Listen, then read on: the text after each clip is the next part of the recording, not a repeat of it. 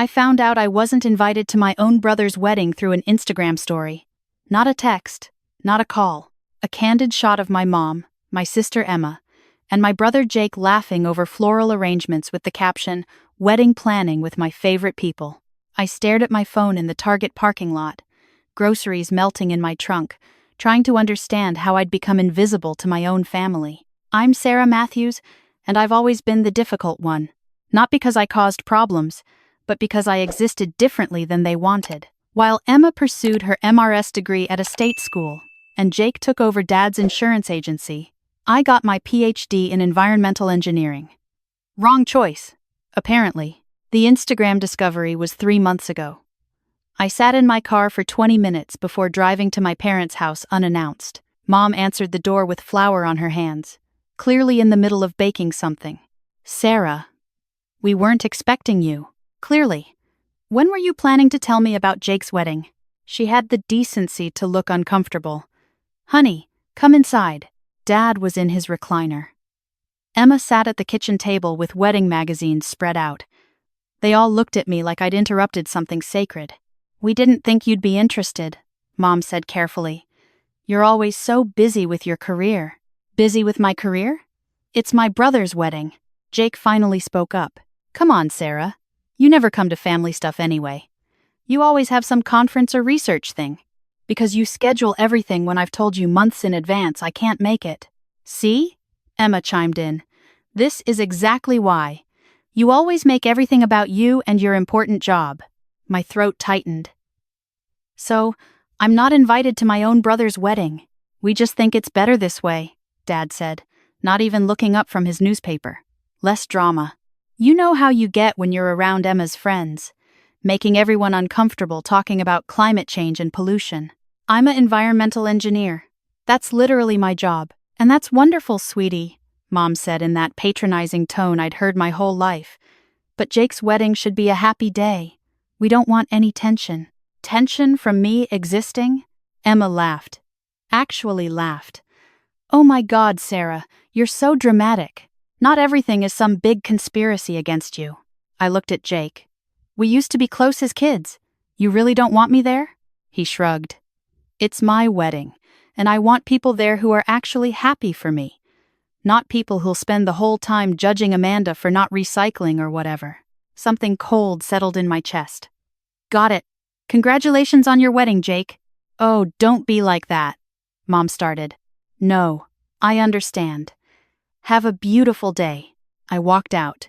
Nobody followed me. I sat in my car and let myself cry for exactly 5 minutes. Then I drove home, opened a bottle of wine, and let myself feel the full weight of being erased. The next morning, I woke up to a text from Emma. "Stop being selfish. This isn't about you." I blocked her number. Then Mom's. Then Dad's.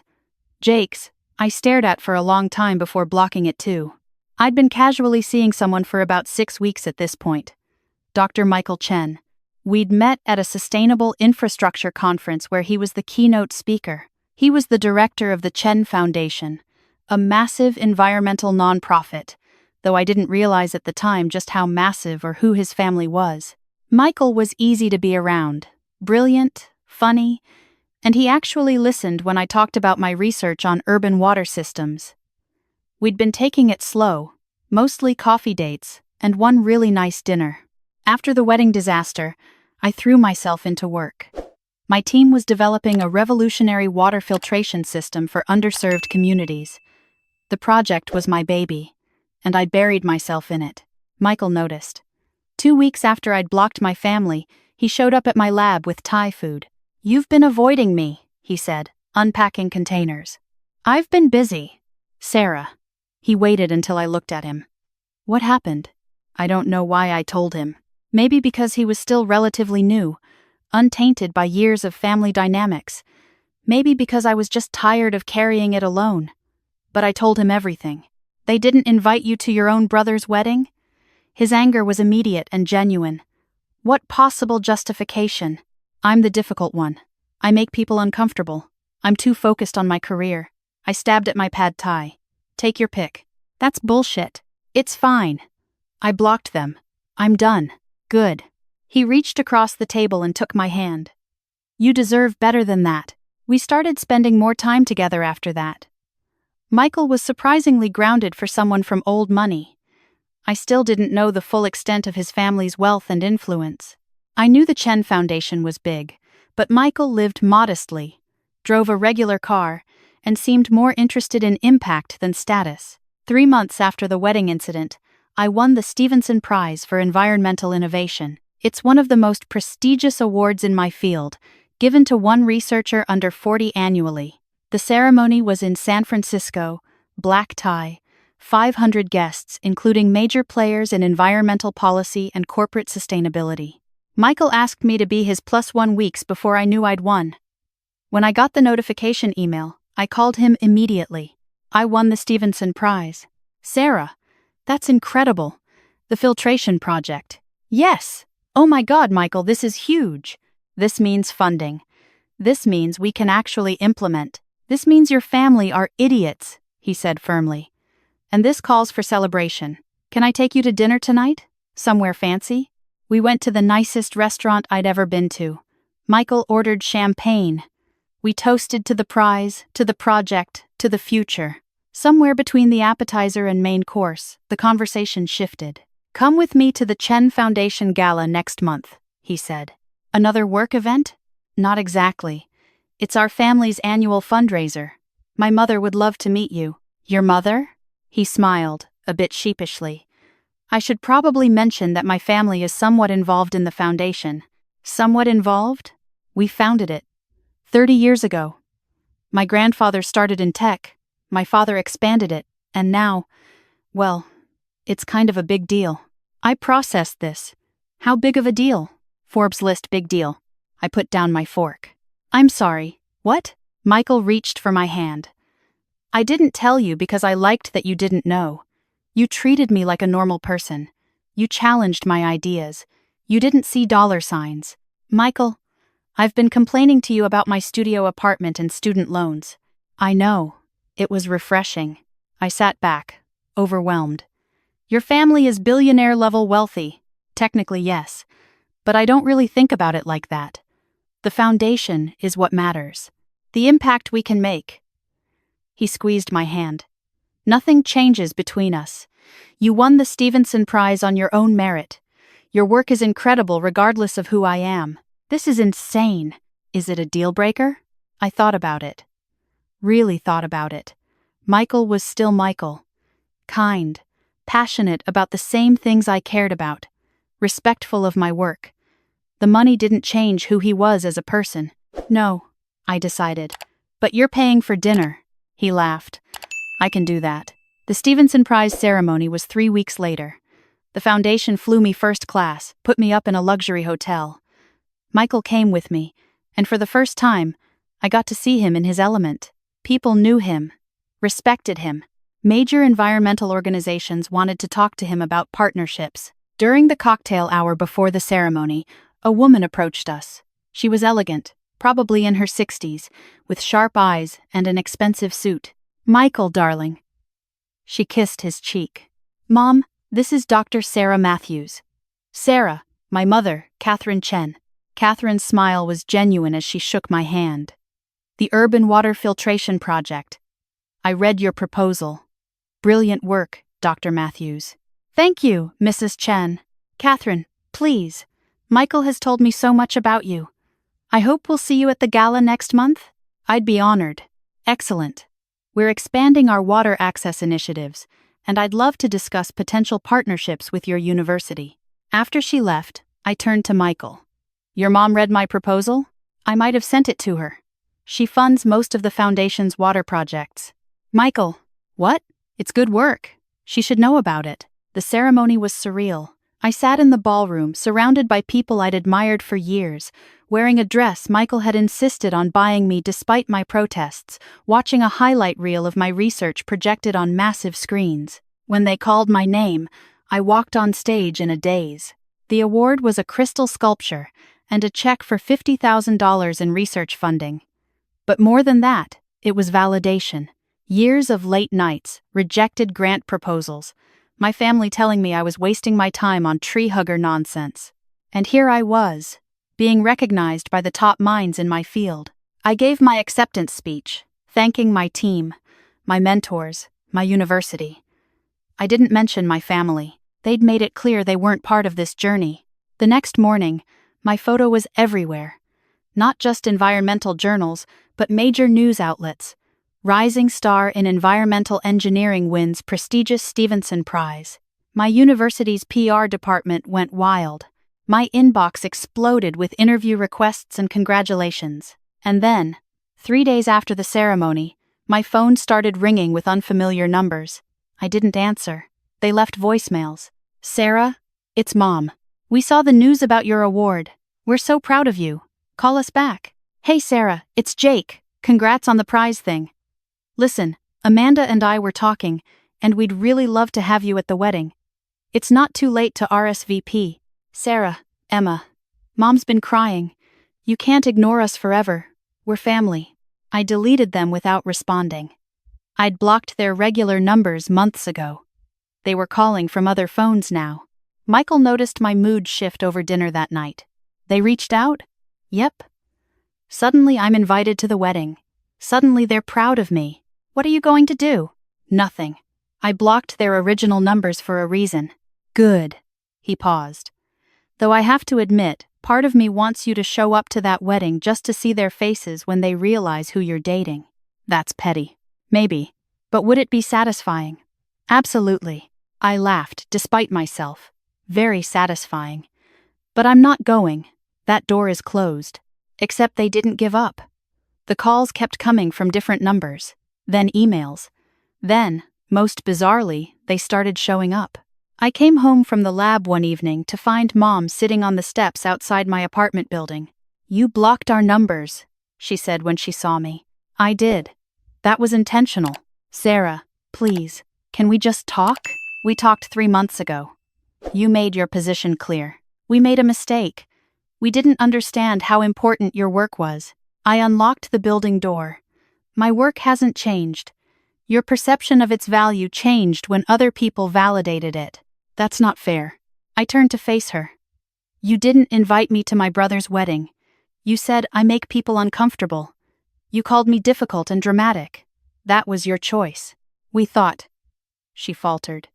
"Your father and I, we just wanted Jake's day to be perfect. And I would have ruined it by existing? No, we just..." Emma said you'd probably start some argument about Amanda's dress not being ethically sourced or something. Did it occur to any of you to ask me instead of assuming? Mom's eyes filled with tears. "You blocked us. You won't return our calls. Your own family, Sarah.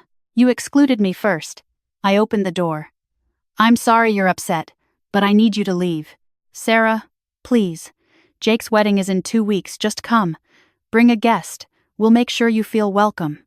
Why would I want to celebrate with people who made it clear they don't want me there? Because we're family." "No," I said quietly. "Family shows up. Family includes you. Family doesn't make your existence conditional on being convenient." I stepped inside. "Goodbye, Mom." I closed the door and leaned against it, shaking. Michael had told me to call if I needed him, so I did. "She ambushed me at my apartment. Want me to come over? Would you?" He was there in 20 minutes with ice cream and patience. We sat on my couch while I processed the encounter. "The thing is," I said, "part of me wants to believe they've changed, that they finally see me. But they only see me now because strangers told them I was worth seeing. That's not change.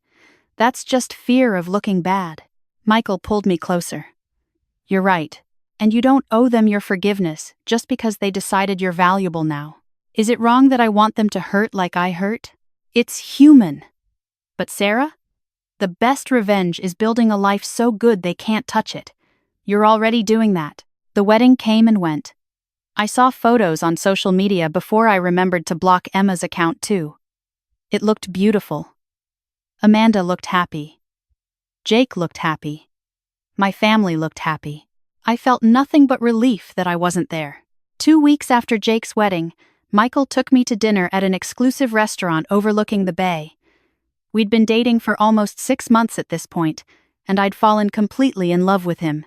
Not because of his money or his family name, but because he saw me, all of me. The passionate, driven, sometimes intense parts my family had tried to dim. "I have something to ask you," he said after the waiter left with our order. "Okay?" He pulled out a small velvet box. My heart stopped. "Sarah Matthews, you're the most brilliant, principled, stubborn person I've ever met. You challenge me to be better. You make me laugh. You care so deeply about making the world better. And you actually do something about it." He opened the box, revealing a stunning emerald-cut diamond. "Will you marry me?" I couldn't breathe. "Michael, I know it's fast. We can have a long engagement. Whatever you want. I just know I don't want to do life without you." "Yes," I whispered. Then louder. "Yes, absolutely yes." He slipped the ring on my finger, and we both laughed, giddy and overwhelmed. The other diners applauded. The waiter brought champagne on the house. We decided to keep it quiet for a bit, just enjoying being engaged without outside pressure. But keeping Catherine Chen from planning immediately was impossible. She invited us to brunch the following weekend. "A fall wedding at the estate would be lovely," she mused over mimosas. "Or we could do something at the museum. They owe us a favor." "Mom," Michael said gently, "it's Sarah's wedding too." "Of course. Sarah, darling, what are you thinking?" "Honestly, I haven't thought much beyond saying yes." Catherine smiled warmly. "Smart woman. Don't let anyone rush you. Though I do hope you'll consider the estate. We have beautiful gardens, and it would be lovely to have a family wedding there again." The more I got to know Michael's family, the more the contrast with my own became obvious. Catherine asked about my work with genuine interest. Michael's father, David, wanted to know about my childhood, my interests, what made me happy. His younger sister, Jennifer, treated me like a friend from day one. This was what family was supposed to feel like. 3 months after getting engaged, we attended the Chen Foundation Gala. It was massive, held at a museum with 1,000 guests and a waiting list. Major philanthropists, politicians, celebrities committed to environmental causes. I wore a custom gown Catherine had insisted on gifting me, and Michael looked devastating in his tux. The press was everywhere. Red carpet, photographers, entertainment reporters. This was bigger than I'd understood. "Dr. Matthews, who are you wearing? Can we get a photo of you and Michael? Is it true you're advising the Chen Foundation on water initiatives?" Michael kept his hand on my back, grounding me through the chaos. Inside, the gala was incredible. Live music, gourmet food, speeches from environmental leaders. Catherine gave a keynote about the foundation's work, announcing major new initiatives including a $50 million commitment to water access projects. And we're honored to be partnering with Dr. Sarah Matthews, whose groundbreaking filtration system will be implemented in 20 communities over the next 3 years. The room applauded. Michael squeezed my hand. This was real. My work was getting funded at a scale I'd never dreamed of. During dinner, Michael stood up and clinked his glass. "Oh no, I'd like to make an announcement," he said, smiling down at me. "Sarah and I are engaged." The room erupted. Cameras flashed. Catherine looked delighted. People I'd never met congratulated us. It was overwhelming and wonderful and terrifying all at once. The next morning, we were in every major publication. Chen Foundation, heir engaged to environmental scientist. Photos of us on the red carpet, Michael's arm around me, my ring catching the light. The headlines focused on my PhD, my award, my work. Not just billionaire's fiancé, but Dr. Sarah Matthews, whose revolutionary water filtration system. My phone started ringing at 7 a.m. Unknown numbers. I silenced it. By noon, I had 63 missed calls and countless voicemails. I listened to one from Mom. "Sarah, we saw the news. Michael Chen? You're marrying into the Chen family? We had no idea. We need to talk about the wedding. You'll want your family there. Call me back immediately." Jake. "Holy shit, Sarah. You're engaged to a billionaire and didn't tell us? What the hell? Obviously we need to be at your wedding. Amanda's already looking at dresses. Emma. I can't believe you let us find out through the news. So typical of you to be dramatic about everything. When's the wedding? I'll need time off work to help plan. Dad. Sarah, your mother is very upset. You need to call her back and discuss this like an adult. The Chen family will expect your family to be involved. Don't embarrass us. I deleted them all. Michael found me on my couch, staring at my phone. They called? 63 times. Want me to get you a new number? They'll just find it. Or show up here again. I looked up at him. They want to come to the wedding. Do you want them there? No. But they're my family. Shouldn't I want them there? Michael sat beside me. Sarah, they excluded you from Jake's wedding 6 months ago. They told you that you were difficult, that you'd ruin his happy day. Now you're marrying someone they consider important, and suddenly, they want in. He took my hand. You don't owe them anything. My mom's going to say I'm being cruel, that I'm punishing them. Maybe. But you're not obligated to give people access to your joy just because you share DNA. Especially people who only want access now that you're worthy in their eyes. He was right. I knew he was right. But the guilt was real. The next day, Mom showed up at my university. My department coordinator called me. Dr. Matthews, there's a woman here who says she's your mother? Tell her I'm not available. She's quite insistent. She's crying in the lobby. Great. Public scene. Exactly what I needed. I went down to find Mom surrounded by concerned staff members, dabbing her eyes with tissues. Sarah, she rushed to me. Finally. I've been calling and calling. Let's talk outside. I led her out to the courtyard, away from my colleagues. What are you doing here? You won't answer my calls. What else was I supposed to do? Respect my boundaries? You're my daughter. I don't need permission to talk to you. Actually, you do. I'm 31 years old, Mom. I get to decide who I have in my life. Her face crumpled. How did we get here? You used to be such a sweet girl. I grew up and realized being sweet meant making myself smaller so everyone else was comfortable. That's not fair. We've always supported you. You literally didn't invite me to Jake's wedding. We explained that. We thought it was for the best at the time. We made a mistake, and we've apologized. No, you haven't. You've explained. You've justified. You've never actually said, I'm sorry we hurt you. Mom's expression hardened. Fine. I'm sorry. There. Now can we move past this? Your wedding is a family event, Sarah. The Chens will expect your family to be there. Don't humiliate us. And there it was. Not, we want to celebrate with you. Not, we love you and want to be part of your happiness. Just don't humiliate us. I need you to leave, I said calmly. Sarah, be reasonable. Think about how this looks. I am thinking about how it looks.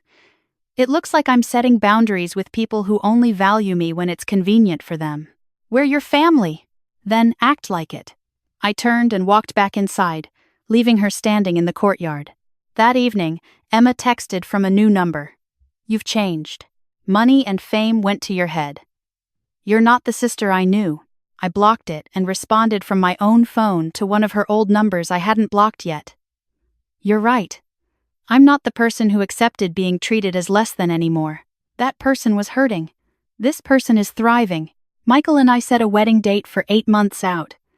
Catherine offered to handle everything, but I wanted to be involved. We chose the Chen estate because it was beautiful and private. Guest list would be 300 people, mostly Michael's family, foundation board members, and environmental leaders. My guest list was tiny. My PhD advisor, my research team, a handful of friends. No one from my biological family, Catherine noticed. Sarah, darling, did you want to include your family in the planning? Your mother might enjoy helping with flowers or something. No, thank you. My family won't be attending. She looked surprised but didn't push. Well, you're gaining quite a large family with us. Michael has 17 cousins who can't wait to meet you. 4 months before the wedding, Dad showed up at my apartment. This time I refused to open the door. Sarah, I can hear you in there. Open the door. No, don't be childish. We need to discuss your wedding. There's nothing to discuss. You're really not going to invite your own family? Your mother is heartbroken. Jake and Emma are hurt. I'm disappointed in you. I opened the door just enough to be heard clearly. You know what disappoints me, Dad? That my own father cared more about avoiding uncomfortable conversations than including his daughter in her brother's wedding. You know what hurts? Being told I'm too difficult to exist around. You know what breaks my heart? That my family only decided I was worthy of inclusion after strangers gave me awards. We're proud of you. You're embarrassed that you were wrong about me. That's not the same as being proud. Sarah, the Chen family is going to think poorly of us if we're not at your wedding. Then maybe you should have thought about that before you excluded me from yours. That was different. How? Explain to me how you excluding me was justified, but me not inviting you is cruel. He couldn't. He opened and closed his mouth a few times, then fell back on authority. I'm your father. I'm telling you that we will be at your wedding. No, you won't. You're not invited. None of you are. You can't do that. I already did. Security has your names and photos. If you show up, you'll be escorted out. His face turned red. You've become vindictive and cruel. Your mother was right. That fancy education ruined you. My education taught me I don't have to accept crumbs from people who should be giving me a seat at the table. Goodbye, Dad. I closed the door, locked it, sat on the floor and cried for the family I'd wanted but never had. Michael came over that night, held me, reminded me that choosing myself wasn't selfish. They're going to tell everyone I'm a terrible person, I said. Let them. The people who matter know the truth. 2 months before the wedding, a journalist contacted me for an interview about being a woman in STEM and my upcoming marriage. It was for a major magazine, the kind of press my university's PR department dreamed about. During the interview, the journalist asked about family support in my career. I could have lied, made it neat and tidy, but I was tired of protecting people who'd never protected me. My family and I aren't close, I said carefully. They didn't support my career choice. In fact, I wasn't invited to my brother's wedding last year because they felt I made people uncomfortable by talking about my work. The journalist's eyebrows rose. Really? They've since reached out after I won the Stevenson Prize and got engaged to Michael. But I'm not interested in relationships built on my achievements rather than my inherent worth as a person. They're not invited to your wedding? No. My chosen family will be there. The people who supported me when I was nobody important. That's what matters. The article came out 3 weeks before the wedding. The headline, Dr. Sarah Matthews on breaking barriers, breaking cycles, and choosing yourself. The family quotes went viral. Social media exploded with people sharing their own stories of family rejection and eventual success. Messages of support flooded my inbox. Other women in STEM reached out to thank me for being honest. My family, predictably, lost their minds. Emma posted on Facebook, "Nothing in that article is true. Sarah is bitter and spreading lies about our family. We've always supported her. She's the one who cut us off." Jake sent an angry email. "Thanks for making us look like monsters to the entire world. Amanda's friends are asking why we're such terrible people. You're destroying our reputation for what? Attention?" Mom left crying voicemails. "How could you do this to us? Our private family matters to the whole world. We're humiliated. People are asking us questions. Your father is so angry he can barely speak." Dad's message was brief. "You're no daughter of mine." I saved that one. Proof, for when I doubted myself, of who they really were. The wedding day arrived. The Chen estate was transformed into a garden paradise. 300 guests, none of them related to me by blood. All of them there because they wanted to celebrate us. Catherine had become the mother I'd never had. She helped me get dressed, fixed my veil, cried when she saw me in my gown. "You're so beautiful," she said. "Michael is the luckiest man alive. I'm pretty lucky too." She kissed my cheek. "I'm proud of you. Not just for your work, though that's extraordinary, for knowing your worth and refusing to settle for less." Walking down the aisle, I saw Michael waiting for me, his face full of love. I saw 300 people smiling, happy for us. I saw the life I'd built, the family I'd chosen, the future that was mine. I didn't see my parents, my siblings, anyone who'd made me feel small, and I didn't miss them. The ceremony was perfect. The reception was joyful. We danced, laughed, celebrated. Every speech mentioned how Michael and I brought out the best in each other. No one mentioned the family that wasn't there because the family that was there was enough. During our first dance, Michael whispered, "Happy? So happy. No regrets?" I looked around at the people who'd shown up for us. Not even one. The photos hit social media that night. Professional shots from the magazine that had exclusive rights. The estate, the ceremony, the reception. It was, objectively, a spectacular wedding. My phone exploded. Again.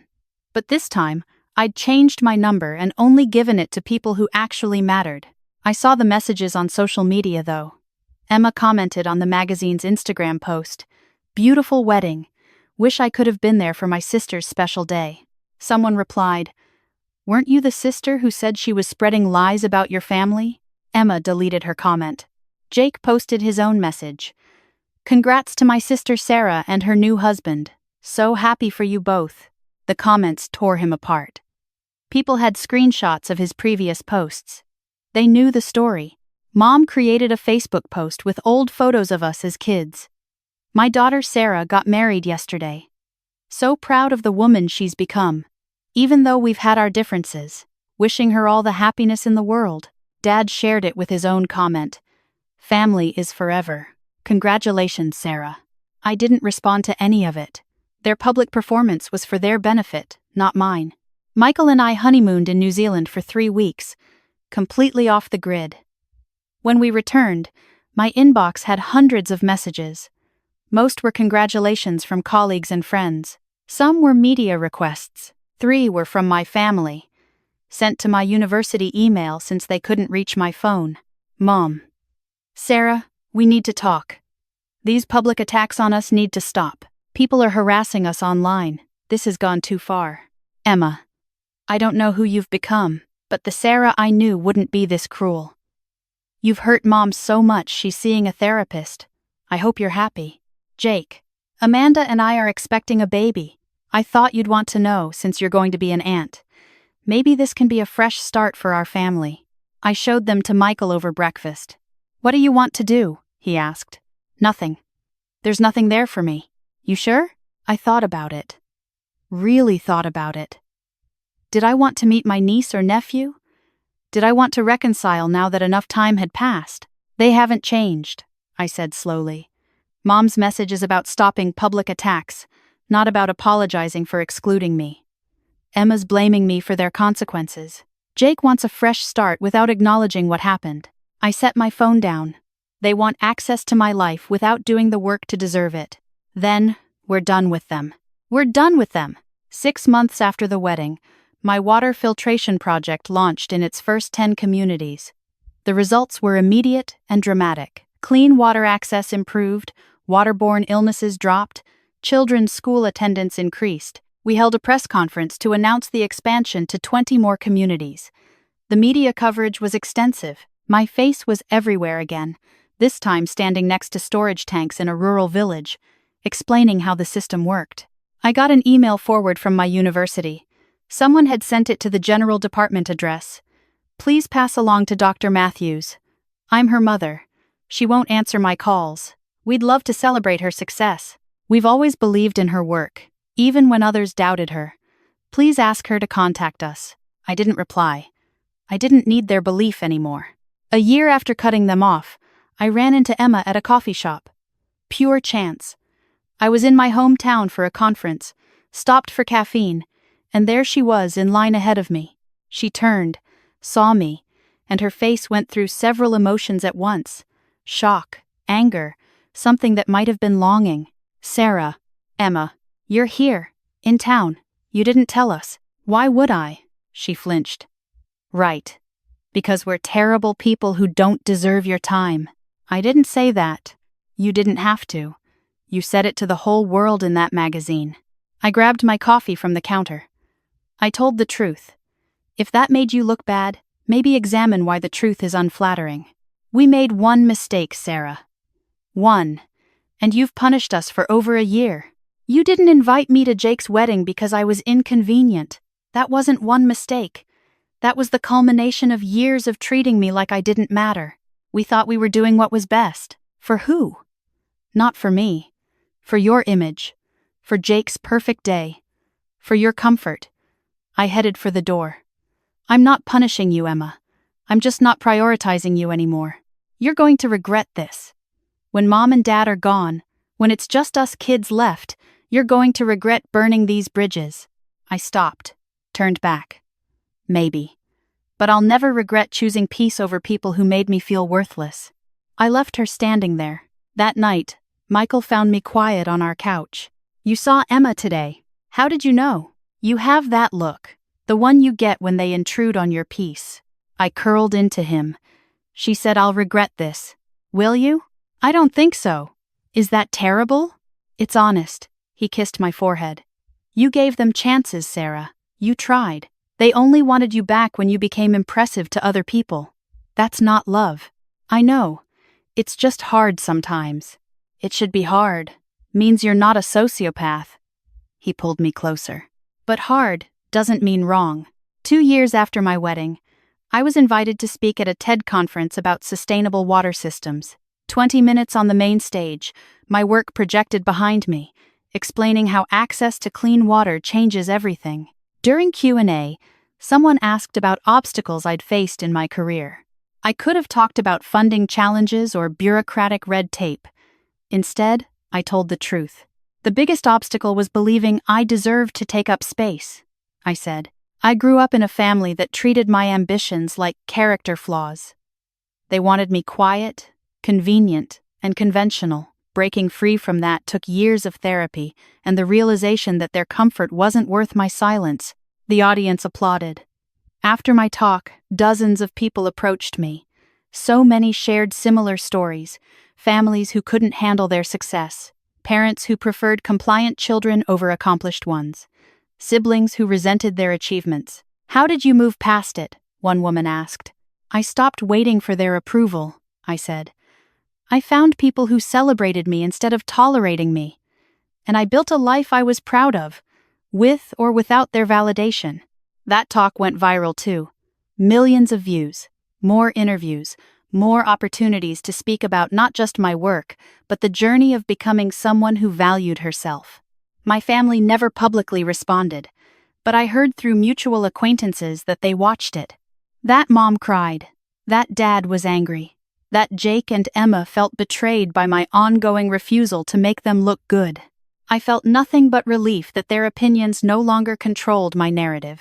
3 years after cutting them off, Catherine Chen was diagnosed with cancer. Treatable, but serious. Michael was devastated. I watched him rally his family, organize the best care, be present for every appointment. This is what family does, he said one night after a particularly hard day. They show up. No conditions. No scoreboards. I held him while he cried, grateful beyond words that I'd found this. This unconditional love, this certainty that I mattered, regardless of my achievements. Catherine recovered. At her celebration dinner, she raised her glass and looked at me. Sarah, when Michael brought you home, I knew you were special. Not because of your degree or your awards, though those are impressive. Because you loved my son for who he was, not what he had. Because you were building something meaningful with your life. Because you knew your worth. Her eyes got misty. I'm proud to call you my daughter. I cried into my napkin. Michael held my hand. This was family. This was love. 5 years after my wedding, Jake sent a letter to my office. A real letter, handwritten. Sarah, I'm writing this because I know you won't answer calls or emails. Amanda and I are getting divorced. I'm in therapy now, dealing with a lot of stuff from our childhood. My therapist says I need to make amends to people I've hurt. I hurt you.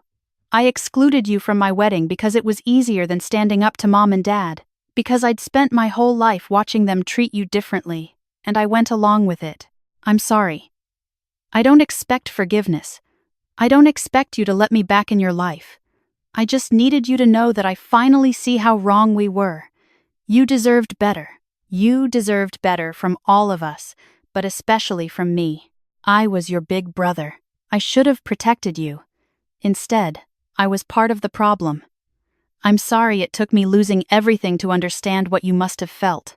I hope you're happy. From what I see online, you're doing incredible things. I'm proud of you, even if I don't get to say it to your face, Jake. I read it 3 times, cried a little, showed it to Michael. What do you want to do? He asked. I don't know. It feels genuine. It might be. Or it might be another attempt to get back in. He's not asking for anything, though. He's just apologizing. True. Michael was quiet for a moment. Do you want a relationship with him? Did I? I thought about Jake as kids, playing in the backyard, him teaching me to ride a bike, before Emma was born, before the family dynamics solidified into golden child and scapegoat. We'd been close. Maybe, I said slowly. But not yet. Not until I know it's real. I sent a brief reply to his work email. Jake, I received your letter. I appreciate you acknowledging what happened. I'm not ready for more than that right now. Maybe someday. I hope therapy helps you. Sarah. He didn't push. Didn't show up or call. Just sent back a simple, thank you. That's more than I deserved. Take care. Maybe he was changing. Maybe he wasn't. Either way, I was okay. I had a life I loved. Work that mattered. A partner who cherished me. And a chosen family who showed up. 7 years after cutting them off, on a random Tuesday, I realized I'd gone an entire week without thinking about my biological family. Not in anger. Not in hurt. Just not at all. I told Michael that night. That's healing, he said. That's what moving on actually looks like. I thought I'd always carry it. The hurt. You do, probably. But it's not weighing you down anymore. It's just part of your story. He was right. My family's rejection had shaped me, but it didn't define me. I'd built something beautiful from that pain. A career helping people. A marriage built on mutual respect. Relationships that fed my soul instead of draining it.